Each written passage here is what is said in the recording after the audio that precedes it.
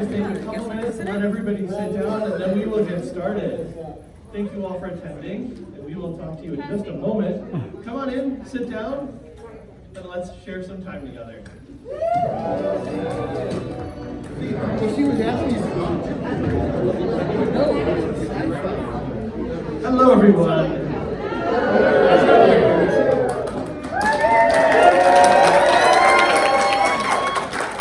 Welcome to the Wild West Steampunk Convention 10 closing ceremonies. Convention. Oh my God, that came really fast. But I'm really happy to see all of you. Thank you for coming, and we're gonna have a little entertainment, a little information, and maybe a group hug later with masks. So, without further ado, I'd like to say Poplock and drop it. Or just walk up casually in with a cane. I have people to Poplock for me. It's great to be here again, everybody. Great to see all these familiar weird faces. As most of you know now, this is where Poplock Holmes was born. It was at Wild Wild West Con number dos, out of Steampunk. And so this would make it technically my 10-year birthday. So girls, it's really wrong if you look at me that way. Men, you too. Everyone in between. You gotta get my consent. Consent's mandatory. Is also brilliantly for me, by happenstance and accident, this is also where now I got to debut King Nobody. So you guys get to see two monikers in a row that came out of this noggin in one same location.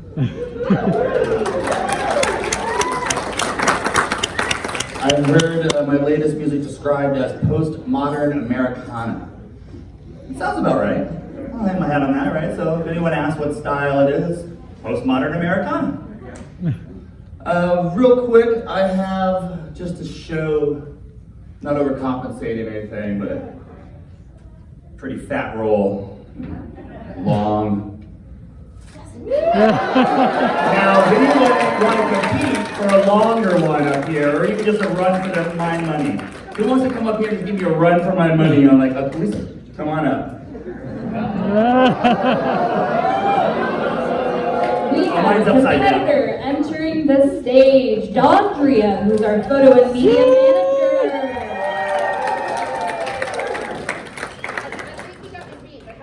This is the epic. Oh, what? Coming from this year? Yeah. Oh, well, yeah, I mean, I do have a couple from the first year and a few from the second year. Okay, so we're just this year? Okay.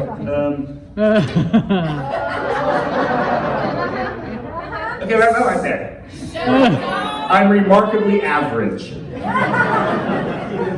Do it, Tom. Here. Well,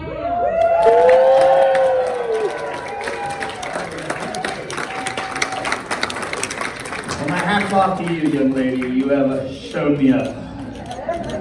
Now, does anyone want to give her a run for her money? Oh, another competitor. Now things get interesting. Place your wagers now, folks. Entering the stage is one of security's best, Mr. David. So we have clarified the rules of engagement on our ribbons. Only for this year, we're going for the most girth in their ribbon count. What do we have? Survey.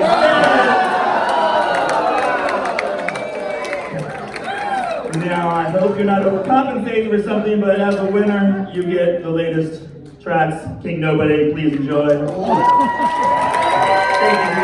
Thank you for guarding us and keeping us safe. I saw a lot of riffraff out here. I did not feel safe until I did their security. I'd like to take this moment to let you all know if you would like to obtain your own King Nobody swag merch CDs, right over there I shall be for the rest of the eve. I think we're going to get down to the spoken word aspect of the show. For some of you, most of you, all of you hopefully may know that the pen is mightier than the sword, and that some words are just too powerful to be contained in the written form. So for countless millennia, the Irish have known this, the bardic tradition. It almost goes against. It actually states you can't write this shit down. You've got to pass it on from mouth to mouth. Indigenous people did it for thousands of years. Like, why do we not do it more? You know, so we speak to our children, hopefully on a regular basis, so they might speak to theirs. Let you know that the bards are what got us here more than Webster's dictionary did. So I'd like to introduce to y'all Professor Tailstrom, wordsmith extraordinaire, the one, the only, with his grand return.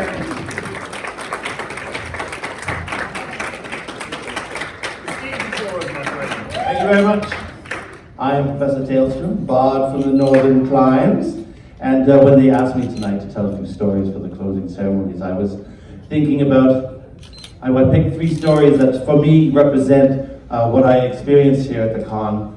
All the crazy characters that I've shared moments with, those delicious moments with which we connected, and in a world ruled by madness, we've all still managed to find love. So once upon a time, there was a man named Lex. Now Lex was a blacksmith, and although he smoked too much and he drank too much, he was well respected in the 4 counties for being the finest blacksmith. Well, he was working one day in his shop when through the door came a woman. And in one hand, she had the leg of a cauldron, and in the other, she had a cauldron with only 2 legs. And when Lex saw this woman, he knew she was a witch. So he got to work on her cauldron, reattaching the leg, and when he was done, the witch said, well, she had no money to pay him. But that was fine with Lex. I mean, really, it took almost no time, and he didn't want the witch changing him into something he had no interest in being. But the witch said, no, I'm ready to pay you just with wishes instead of money. I'll give you 3 wishes. What's your first one? Well, Lex didn't have to think about that one for very long. He said, you know what? People are always coming into my shop and they're borrowing my tools. So I want you to fix it so if anyone picks up any of my tools, they can't put them down unless I say so. Done, said the witch. What's your second wish? Well, Lex had to think about that one for a while, and then he said, you know, people come to visit me. Sometimes they stay for too long, and sometimes they don't stay long enough. So I want you to fix it so if anyone sits in any of my chairs, they can't get up unless I say so. Done, said the witch. What's your third wish? Well, Lex had to think about that one for a long time, and he said, you know what? Money is always tight. I don't know where it goes half the time. I want you to fix it so when I put money inside my wallet, it does not come out unless I say so. Done, said the witch. She picked up her cauldron and she walked out. Now the rest of that year for Lex was pretty uneventful. He still smoked too much and he still drank too much, but he didn't spend nearly as much money on the horses until it was the following summer. It was the hottest day in summer. And into Lex's shop walked a man all dressed in black. Black leather pants with flames stitched up the side, a black shirt, a black jacket, a black hat with silver skulls. And as soon as Lex saw this man, he knew he was looking at the devil. And the devil came over to Lex and he said, I've been waiting a long time for your soul. Come with me, we're going for a walk and I think you know where we're going. Well, Lex said, devil, I am so ready to go with you. Listen, I'm going to put my shop in order before I leave. Just hand me that hammer and I'll put it away. Well, the devil went over and picked up one of the hammers, and as soon as he did, he knew he was in trouble because he could not let that hammer go. He took the other hand and tried to pry it out of the first hand, and now both hands were stuck. He picked up a foot, and he tried to push it out of his hand, and now his foot was stuck, and he was hopping around the shop like a fool. Lex, said the devil, help me, I can't let go of this hammer. Oh, I can help you, said Lex, but I want you to promise me I will not see your ugly mug in these parts for a whole year. Anything, said the devil. Lex snapped his fingers and the hammer fell out of the devil's hands. He was so surprised, he tripped over both feet and he fell out of the shop. And he wasn't seen in those parts for a whole year, but a year to the day. It was the hottest day in summer. It was the hottest day in 10 summers, and through the doorway came a man all dressed in black. Black leather pants with flames stitched up the side, a black jacket, a black hat with silver skulls. And the devil came over to Lex and he said, Lex, I've been waiting a year for your soul. You're coming with me and we are going for a walk and I think you know where we're going. Lex said, I've been waiting for you to return. Just give me a second. I'm going to put my shop in order. Have a seat. I'll be right with you. And Lex sat in one of the chairs, and as soon as he did, he knew he was in trouble, because try as he might, he could not get out of the chair. He pushed and he pulled and he tugged in places I can't mention because there are ladies present. And he called out, Lex, help me, I can't get out of this chair. Oh, I can help you, said Lex.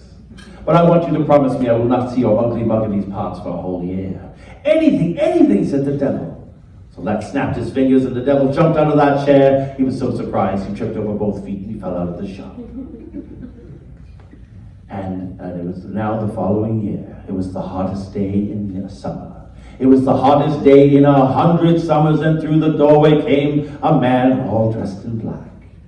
Black leather pants with flames stitched up the side, a black shirt, a black jacket, a black hat with silver skulls. And the devil came over to Lex and he said, no more tricks, no more shenanigans, you're coming with me and we're going for a walk and I think you know where we're going. What could Lex do? He dropped what he was working on and he walked out into the summer sun with the devil. Now it was so hot on that day. It was like a hot summer's day, as I imagine it is in Tucson every summer. So hot that even the devil was sweating. And when Lex saw that, he had an idea. And he said, devil, listen, I have compassion for you. I don't like to see you suffer. I have an idea that'll ease your suffering and it'll cheat an honest man out of a day's pay. I'm listening, said the devil. Well, you change yourself into 2 shiny dimes and I will walk into that general store and I will buy 2 cream sodas. I will pay with that money and I'll come back out here. You change yourself into moths or flies or something. Come back here, take human form. I will give you 1 cream soda. I will have the other cream soda and we will continue our walk on this beautiful summer's day. I like the way you think, Lex, said the devil, and he disappeared in a puff of black smoke, and on the ground there were 2 shiny dimes. Well, Lex reached down and picked up those dimes, and he put them in his wallet. And now the devil knew he was in trouble because he could not get out of that wallet, and he couldn't change himself back into human form. So Lex picked up the wallet, and he walked into the shop. And he placed the wallet right there on an anvil, got out his favorite hammer, let fly with that hammer, and struck the wallet with all of his strength, and the hammer exploded. And Lex was tossed back 10 feet. But he wasn't going to give up. He went over and picked up a sledgehammer. And he came over to the anvil and let fly with that sledgehammer, striking it with all of his strength. And the sledgehammer bounced right off, went through the ceiling, and Lex was tossed back through 2 walls, and he found himself on the street. When he got up, dusted himself off, and went back into the shop. He found the biggest hammer he could find. He could barely lift this thing over his head, and he went teetering and tottering through the blacksmith shop, aiming for the anvil, let fly with that hammer, and when it came down on the wallet, the hammer exploded, and the blacksmithy blew itself apart. The wallet was reduced to ash. The ashes from the wallet mixed in with the ashes from the forge, and it formed a mushroom cloud that covered the world. And everyone in the world, they started breathing in that ash. And suddenly, everyone started telling lies. Now, some of those people became bankers. And some of them became politicians and lawyers. And the rest of them, well, they became storytellers.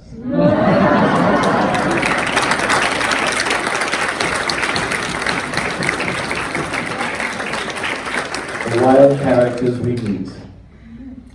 Now, once upon a time there was a king who ruled his kingdom by day, but at night he dressed up as one of the common people. Not like any of you, of course. But he dressed up as one of the common people and he roamed his kingdom looking for adventure. And he came upon 3 women who were having a conversation about the most delicious things in life. And he was so interested by what he heard, he followed each of these women back to their homes. And the next day he sent his guards to bring the first girl to him. And she was brought before him, and he said, now yesterday, you were having a conversation with your friends about the most delicious things in life. Tell me what it is that you said. Well, said the girl, I said that the most delicious thing in life is wine. Really, said the king, but aren't you the daughter of the high priest, who week after week preaches to the people about the evils of wine and how it tempts the hearts of men? Surely you've never had wine yourself. Oh, I haven't, said the girl. But we live near an inn, and every day we see people going into the inn and drinking far too much wine, and then they complain about pains in their hearts and pains in their heads, and how they swear they will never touch another drop of wine for as long as they live. I don't know if anyone here can relate to that.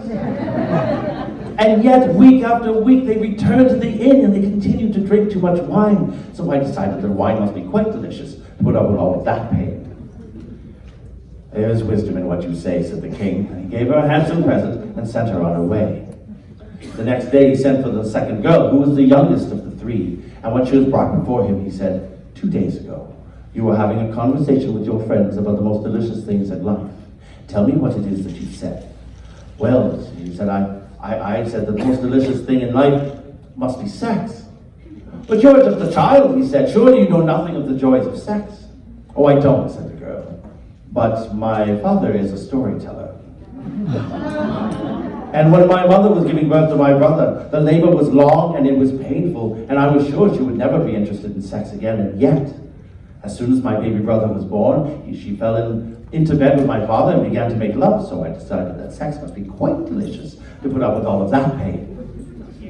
And the king said, what you say of storytellers and their skills as lovers cannot be denied. And he gave her a handsome present and sent her on her way. Now when he sent for the third girl, she was brought before him, and he asked her the same question he asked the other two, and she said, well, Your Majesty, the most delicious thing in this life is telling lies. And if you give me 2,000 rupees in a year, I will prove it to you. Well, the king was impressed. He gave her the money, and a year to the day he received an invitation to visit the home that she had built with that money. When he arrived at the house with his counselor, and the woman greeted him at the door and then gave him a tour of the house, and each room was more lavishly decorated than the last, until they finally came to a little room, and the woman said, well, I've had this room specially constructed so that you can see God with your own eyes if you are worthy and you are legitimately born. Now the king wasn't too sure about that, so he sent the counselor in first.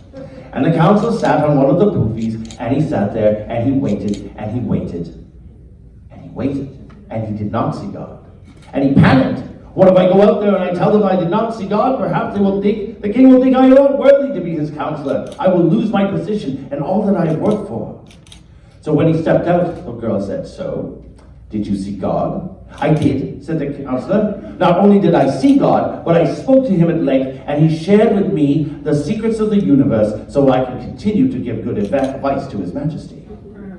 Well, that was all the king needed to hear. He went into that room and he sat down on one of the poopies, and he waited, and he waited, and he waited, and he did not see God. And he panicked. What if I go out there and I tell them I did not see God? Perhaps they will think I am not worthy of this crown that I wear upon my head. I will lose my kingdom and all that I have worked for. So when he stepped out, the girl said, so, did you see God? I did, said the king. Not only did I see God, but I spoke to God at length, and he assured me that I am the rightful ruler of this land. That's when the girl admitted that she made the whole thing up. That there was nothing special about the room, and there was no reason for them to have seen God. And at this, the king was angry. He said, now wait. No. This was a trick. There was nothing delicious about that lie. I had to lie to save my own skin. There are many ways to lie, said the girl. Some people live lies. Some people tell lies. Some people dress up as people they are not and listen to conversations to which they were not invited. And the king was so impressed that he married the girl on the spot. And he made her his queen, and people came from all over the kingdom to listen to the queen tell them lies that were so perfect. They spoke the truth. And that is the story. Everybody give up for Professor Malmstrom. Thank you very much.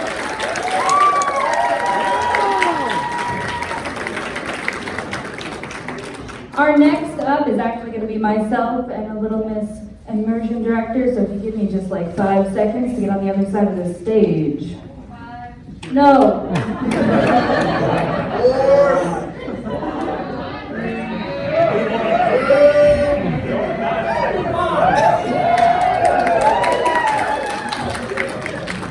All right, you might have to adjust that stand because we are not very tall now, are we?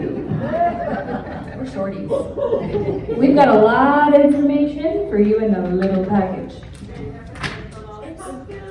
So first, you might have to turn my gain down. I talk a little bit louder than most people do.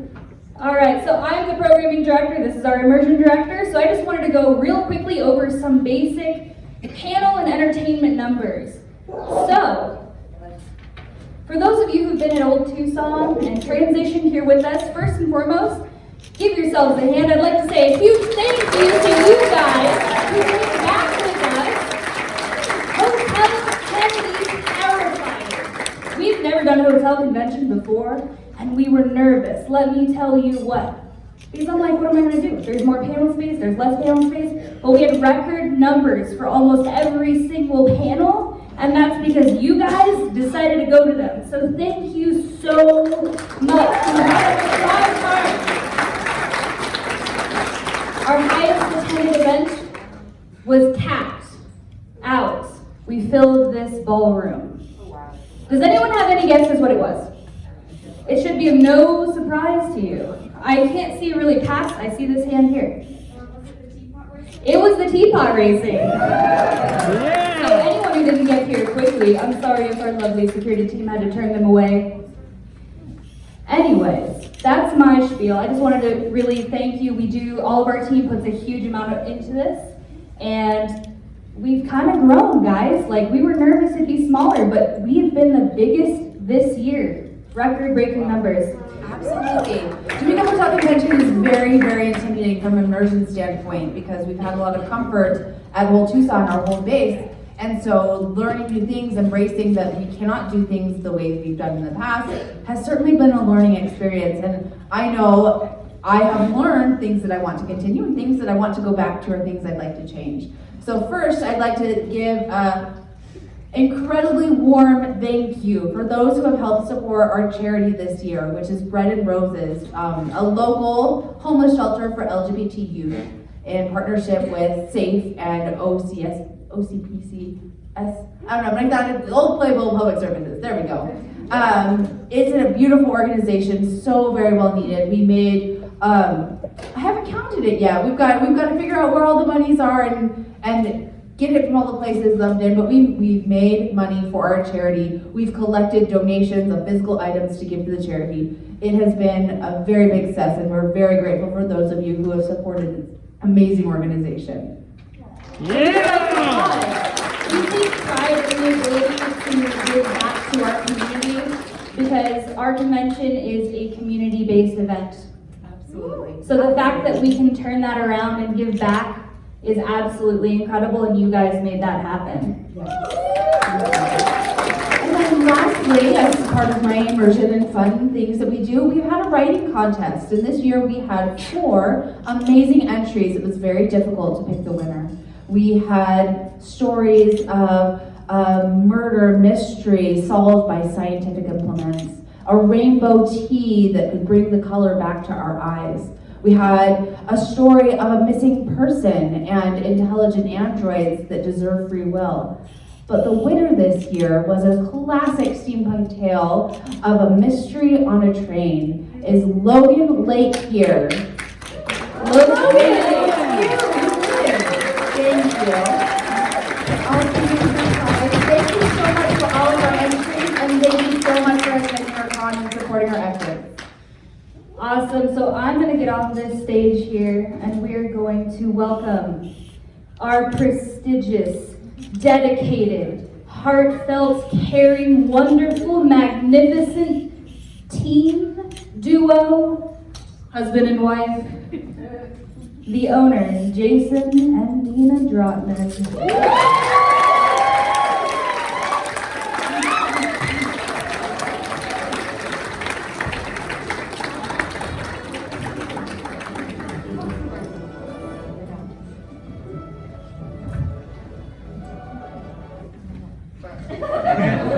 Gotta love the masks, right? First and foremost, thank you all for coming this year to this event. It's been in our hearts for 10 years, and it's been a hard time in the past 2 years. 3 days after Wild West Con 9, everything in Tucson closed down, and it was just by pure luck we were even able to have the convention last time. This time it took a lot of hard effort, some compromise, and a lot of effort from all of our staff.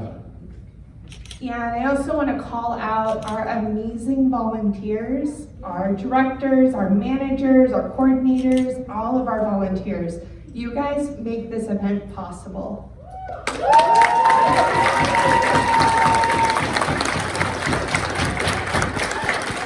I especially want to call out a group of individuals who really helped us navigate this new normal that we're in.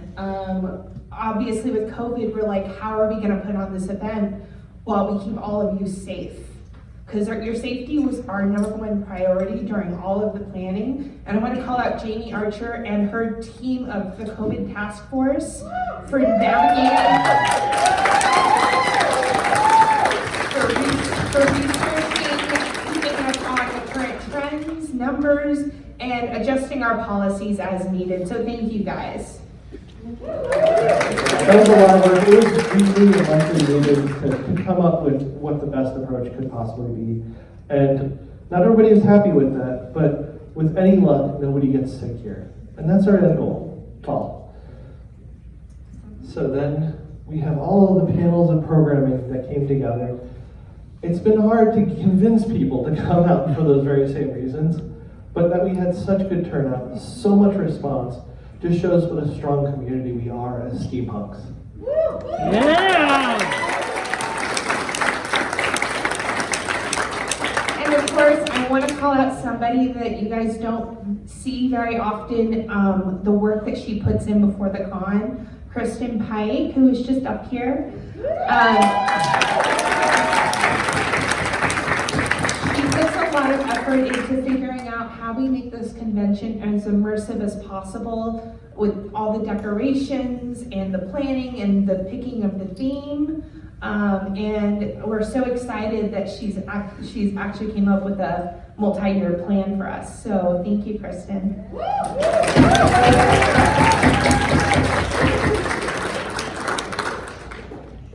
And of course, I want to thank my amazing husband.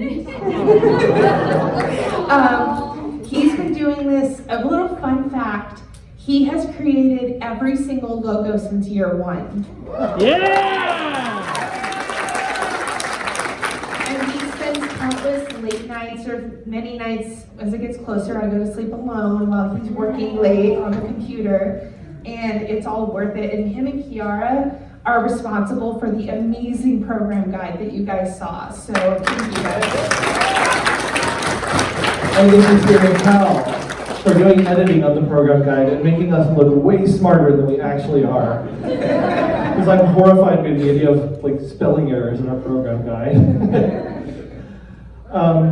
I also want to say we have not determined what's going to happen with Old Tucson next year because the county has not determined that yet. But I am having a good authority that in the next few weeks, certainly within this month, they will announce what's going to happen with it. And at that point, we can negotiate what we're going to do for Wild Wild West Steampunk Convention 11. So we will certainly keep you updated on that. So we just want to thank you guys. The convention would not be possible without all of you, purchasing your passes, supporting the convention, our street team for advertising the convention at other events. So this convention would not be possible without your support. So thank you guys. Thank you very much. A lot of work goes into this event that you don't see, and that's actually the idea. We want to make the problems go away, and we want you to have a vacation in a steampunk world. And with that, we say thank you so much.